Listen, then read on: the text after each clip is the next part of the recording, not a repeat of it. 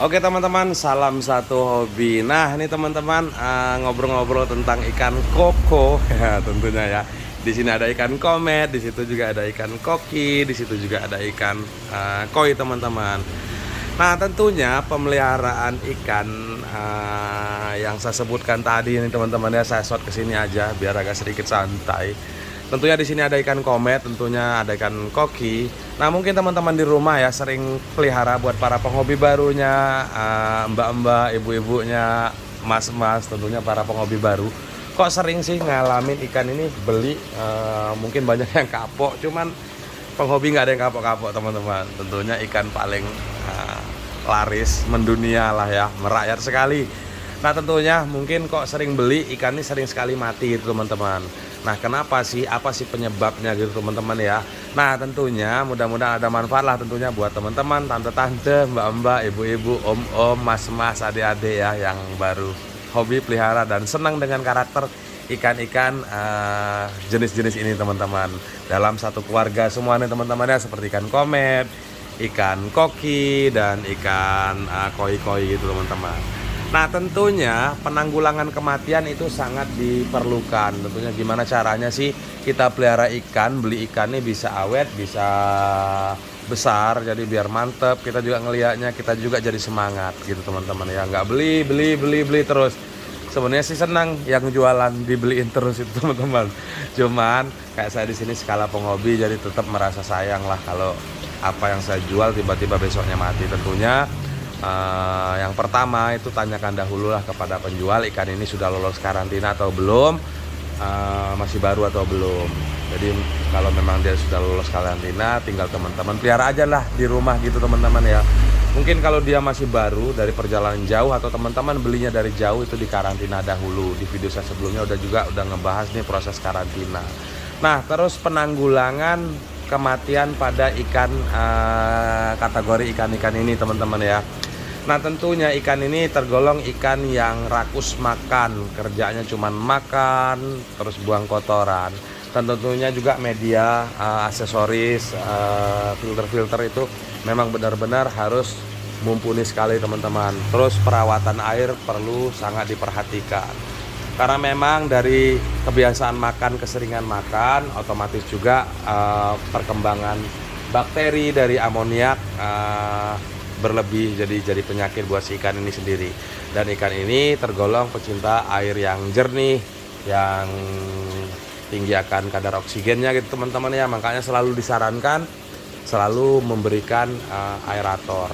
Nah tentunya jenis ikan-ikan ini teman-teman tergolong ikan-ikan yang cukup lumayan tahan terhadap pH air itu teman-teman. Kalau buat saya pribadi, karena memang skala karantina yang saya lakukan di sini teman-teman ya mungkin agak sedikit beda. Jadi mungkin buat yang di luar sana, jadi setiap ganti air ikannya mabok mati seperti ikan-ikan itu loh teman-teman, ikan koi gitu teman-teman ya.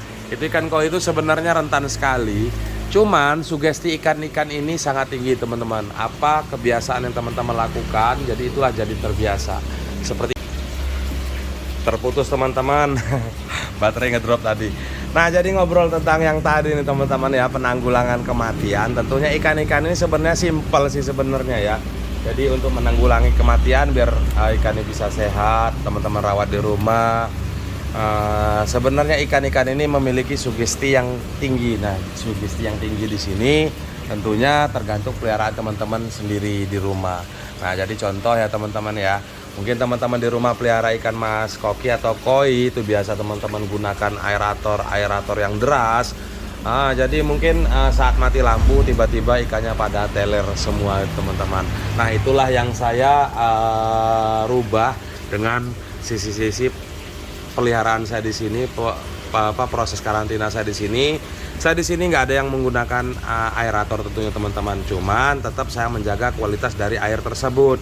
Dimana menjaga kualitas air tersebut, saya rutinkan lah, saya ganti 2-3 hari sekali teman-teman ya. Karena memang koloni dalam satu tank itu cukup lumayan tinggi. Nah jadi apalagi dalam pemeliharaan tank tentunya teman-teman ya, yang memiliki koloni tinggi, otomatis perlu pemerhatian kualitas air maupun kebersihan dari filter. Kerjanya cuma makan, terus amoniak berlebih, bakteri berlebih, suhu air rendah, jadi tiba-tiba langsung kena penyakit, besoknya mati. Nah, terus gimana sih cara penanggulangan pemeliharaannya tuh bagaimana agar nggak gampang mati, ya syukur-syukur bisa besar. Lakukan tentunya perawatan rutin berkala, pergantian air tentunya yang dirutinin teman-teman. Jika memang teman-teman udah biasa menggunakan air yang sudah diendapkan, ya nggak masalah, lebih bagus. Cuman kayak ikan-ikan ini sebenarnya kuat-kuat saja, yang penting koloni di dalamnya aman-aman saja. Apalagi saya di sini teman-teman ya, kayak ikan-ikan ini nih padat sekali, ikan koki, ikan koi. Itu biasanya kalau mati lampu, jadi di tempat saya juga sering mati lampu, ya biasa aja. Jadi nggak ada yang mabuk-mabuk itu teman-teman, tanpa ada bantuan oksigen atau aerator tambahan itu teman-teman. Tentunya tetap jaga kualitas air. Nah, terus kuncinya nih teman-teman ya, itu biasanya mungkin skala pemeliharaan dari teman-teman masing-masing di rumah. Nah, jadi mungkin teman-teman pelihara ikan-ikan jenis-jenis ini itu di dalam ruangan. Tentunya teman-teman harus melengkapi atau pemeliharaan pendamping menggunakan aksesoris heater ya teman-teman. Jadi tambahkan heater di situ teman-teman. Tetap lakukan pergantian air, pembersihan filter berkala. Jadi gunakan heater. Nah, pada dasarnya heater ini sebenarnya bukan sebagai penghangat ikan.